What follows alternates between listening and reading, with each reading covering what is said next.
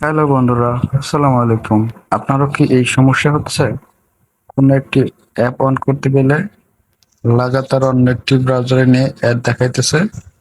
আসলে এই সমস্যাটা হয় মূলত কোনো third party launcher app install করে বাই ডিফল্ট করে রাখলে, যেমন এই টাইপের অ্যাপগুলো HD video downloader, all video downloader. এই টাইপের অ্যাপগুলো মূলত হচ্ছে লঞ্চার। আমরা অনেক সময় ভিডিও ডাউনলোড করার জন্য এইসব অ্যাপগুলো ইনস্টল করে না বুঝেই বাই ডিফল্ট করে রাখি, যার কারণে এই বিরক্তিকর ঝামেলায় পড়তে হয়। চলুন সমস্যাটা ফিক্স করি। প্রথমে সেটিং এ যাব। সেটিং এ সার্চে গিয়ে লিখব ডিফল্ট। তারপরে ডিফল্ট অ্যাপসে ক্লিক করব। তারপর আবার ডিফল্ট অ্যাপসে ক্লিক করব।